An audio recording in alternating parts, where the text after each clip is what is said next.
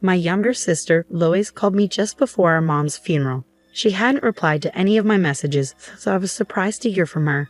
She told me she'd just come back from Hawaii with Keith and brought me some chocolates. I was really upset because she hadn't bothered to respond to me earlier, so I ended up yelling at her in front of everyone at the funeral. I said something hurtful about her taking my husband, which was a terrible thing to say. Lois was confused and just asked, "What?" before I hung up on her. I turned off my phone and tried to calm down as I sat with the rest of the family. My name's Emily, and I just turned 38. I grew up in a family of 4. My parents, my sister Lois, who's 6 years younger, and me.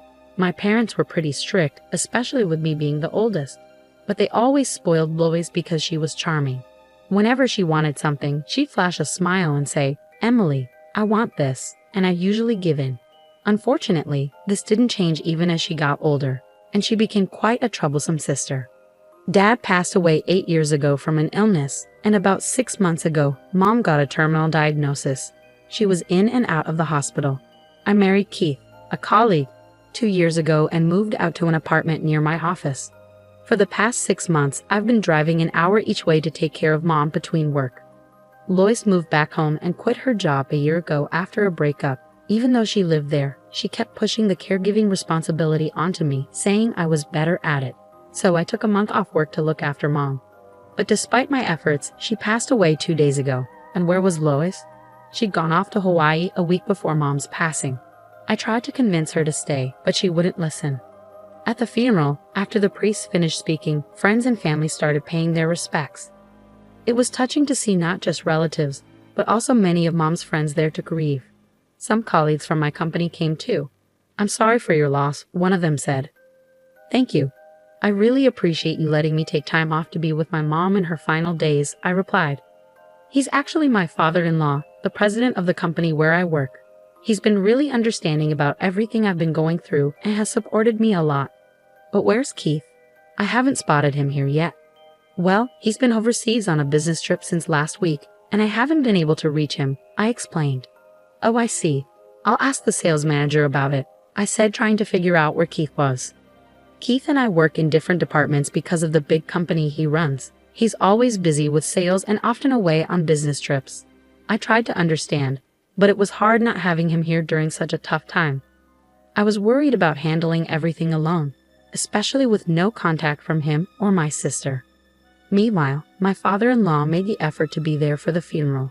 Despite his busy schedule, his support meant the world to me, and it almost brought me to tears. I had to hold him back as we rode in the limo to the crematory with the rest of the family.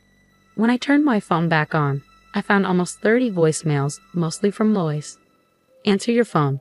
You can't just make up some ridiculous lies because you're upset that I took Keith from you," she yelled in her messages. "She took Keith from me?" I questioned, trying to recall if Lois had hinted at something like that during her call before the funeral.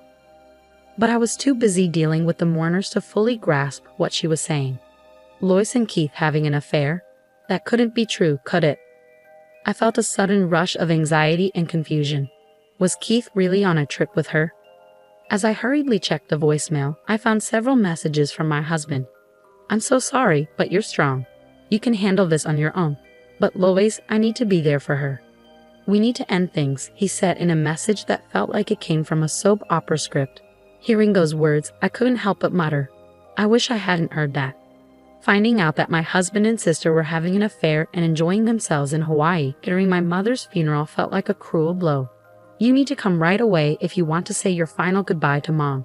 We're already heading to the crematory," I reluctantly informed my sister over the phone.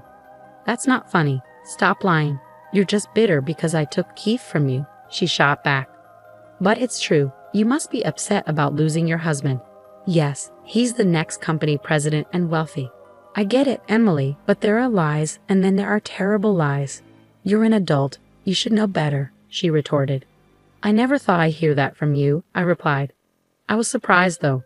I had no idea that you and Keith were cheating. I could almost hear the smirk in Lois's voice. She'd always loved playing tricks on me since we were kids and would laugh when I fell for them. I sighed in frustration. "Anyway, this isn't the time for this. If you want to say your final goodbye to Mom, come now," I urged. "I'm tired of that lie." "So why do you have cheese?" Lois asked abruptly. Ask his father, I replied, throwing the question back at them. I could hear them discussing on the other end, probably caught off guard by me bringing up his father. Eventually my husband, who seemed to be with Lois, took the phone. Emily, is that true? He asked. If you don't believe it, do whatever you want. I'm hanging up now, I stated firmly before ending the call. Soon we arrived at the crematory. It was my last chance to say goodbye to Mom, and my mind was in turmoil with the whirlwind of emotions from the past few days and the pain of losing my mother. I felt lost and overwhelmed, tears streaming down my cheeks. Seeing me like this, one of my relatives comforted me, saying, "Your mom would surely be grateful to you, Emily, for taking such good care of her until the end." I stood in front of my mother's casket, bidding her my final farewell. "Mom, thank you for everything. I'm going to miss you so much," I whispered. Just as her casket was being carried out for cremation, there was sudden commotion. "Wait a minute, where's Mom?" My sister and husband burst in, their voices loud and frantic. Lois tried to hold onto the casket as it disappeared behind the doors, but they closed abruptly, leaving her wailing in despair, with Keith looking stunned. "We should move along now. We're disturbing others," I said, trying to keep calm. "Why didn't you tell me, Emily? I didn't get to see Mom at the end. It's your fault." Lois accused me, her voice filled with anguish. "My fault?" I echoed, bewildered by her accusation. "Absolutely. If it was this serious, you should have told me earlier. You never said anything." Lois accused, her voice filled with frustration. I couldn't help but feel exasperated. How many times had I explained our mother's health condition to her? Every time she'd just brush it off, saying, "I don't know how to handle any of this. I'll leave it to you, Emily." That's right, this all happened because you didn't explain how serious Mom's condition was. "It's your fault," Lois continued to blame me. Even Keith, my husband, joined in, pointing fingers at me. I stared at them in disbelief. "Then what were you two doing all this time?" I demanded, my voice rising with anger. They gasped, finally falling silent. "If you can't say it, I will.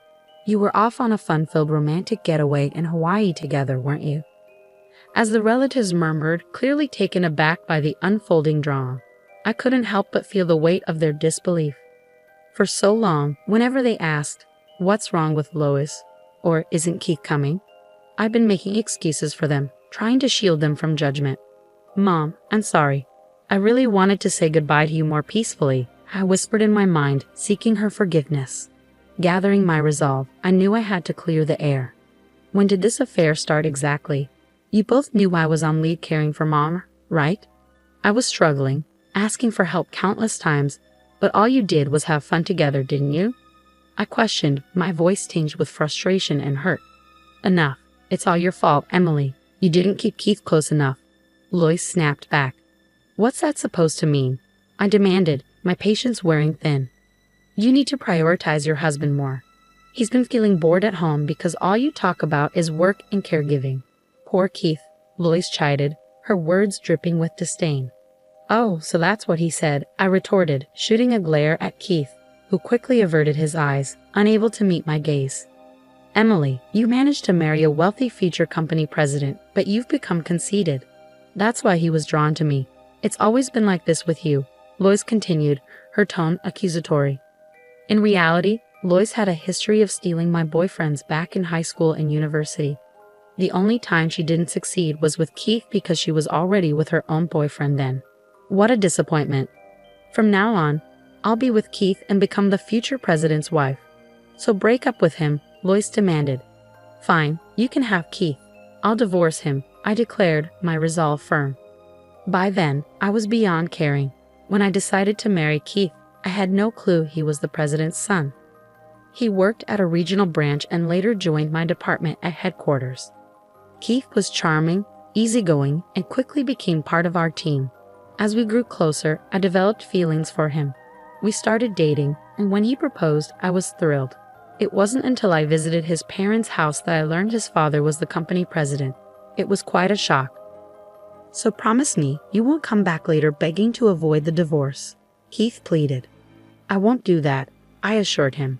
"Are you really sure about leaving me?" he pressed. "Yes, I am," I replied firmly. "If you leave me, no man will want to marry a workaholic like you. You know that, right?" he warned. I'll live my life as I please on my own terms. But for today, please just say your final goodbye to Mom properly, I pleaded with him. Keith and Lois exchanged knowing looks, smirking as if they had won some sort of victory. The relatives watched on, their brows furrowed, clearly disturbed by the unfolding situation. I'm truly sorry for the scene you all witnessed. I apologized to my relatives, feeling a pang of guilt. I heard Lois whispering to me, always playing the good girl. I hate this about you.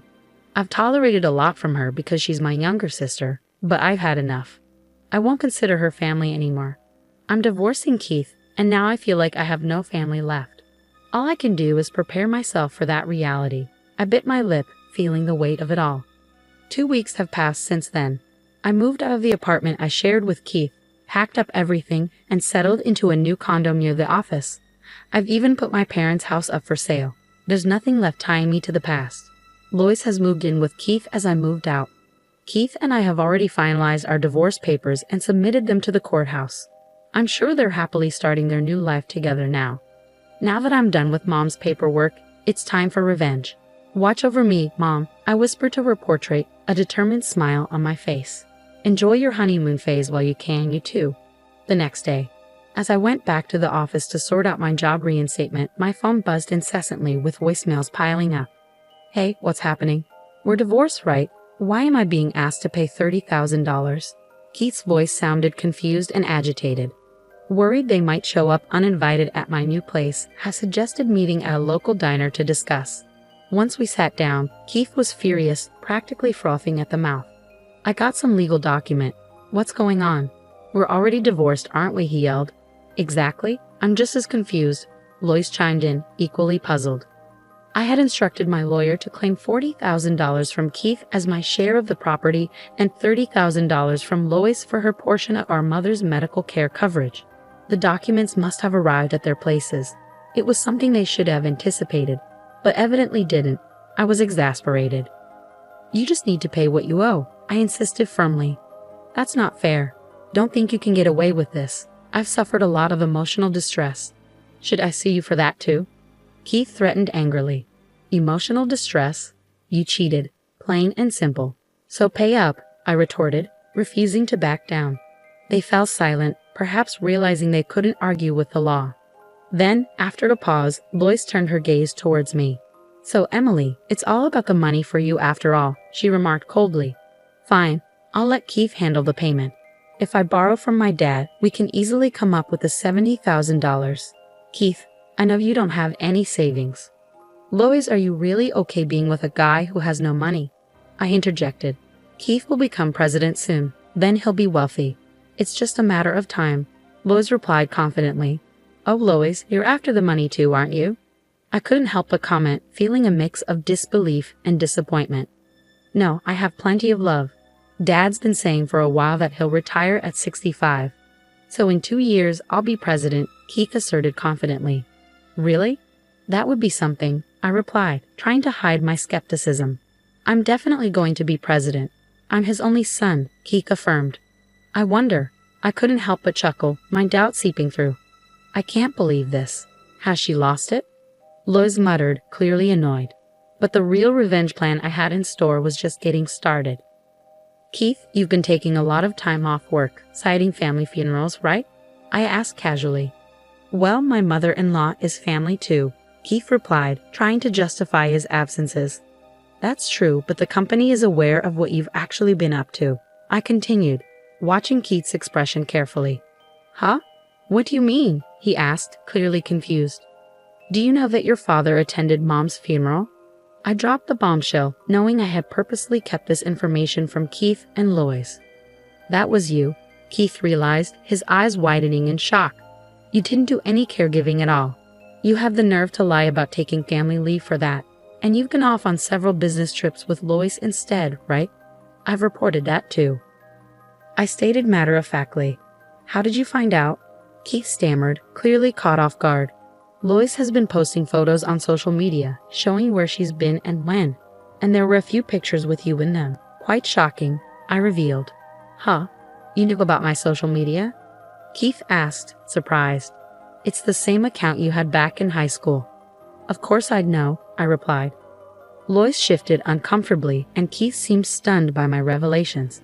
Wait, does Dad really know everything? He asked, looking bewildered. Just as my mother was family to you, your father considered her family too. So of course he knew about the funeral, as it should be reported to the company. Even after the funeral, he reached out to me several times to check on me, so I reported everything to him. And he's quite furious. He also made it clear he has no intention of making you the next president, I explained, dropping another bombshell. Huh? But I'm his son. Keith protested, disbelief written all over his face. He said he doesn't recall ever mentioning our company follows hereditary succession. He also made it clear he doesn't need a son who would act so disloyally. I informed them, relishing their shock. So Keith won't be the president? Lois asked, her voice filled with disbelief. As I watched their pale faces, I decided to push them even further. And just so you know, I'll be taking over as president starting next month. Huh? Keith and Lois exclaimed simultaneously. In fact, I've just received the official notice from the president and my superiors at the company. I've been formally appointed as the new president, I announced confidently. There's no way they'd make you president, Keith protested, clearly rattled. If you think it's a lie, why don't you call your father and ask? I challenged him. Keith hurriedly dialed his father's number, while Lois, his new wife, watched anxiously. So Emily is really going to be the president? It's true? So I won't become the president's wife? If I had known, I wouldn't have taken you from Emily. Lois lamented, her voice tinged with regret. But you just said you loved me, Keith muttered, stunned by the turn of events. That was considering your assets, I clarified firmly. What did you say? Keith's voice rose in confusion and frustration. Unable to tolerate their squabbling any longer, I stood up. If you two want to argue, do it somewhere else. And I'll be expecting the payment. Thank you. Wait, please don't leave me. Please, sis, support me, Keith pleaded desperately. I evaded their outstretched hands and walked away. Eventually, the couple ended up divorcing. Keith was demoted by his father and eventually resigned from his job. Now he works multiple part-time jobs every day to pay off his debts to me. Lois, on the other hand, is reportedly working at a bar at night. Initially, she seemed to be doing well, but she fell victim to a bad situation after being deceived by a dishonest man. Meanwhile, I've become the president. Admittedly, it's for a small company that operates as a subsidiary in the caregiving industry, established based on the proposal I submitted during my caregiving leave. However, the caregiving sector is projected to grow in the future, and I'm determined to excel. I'll give it my all from here on out.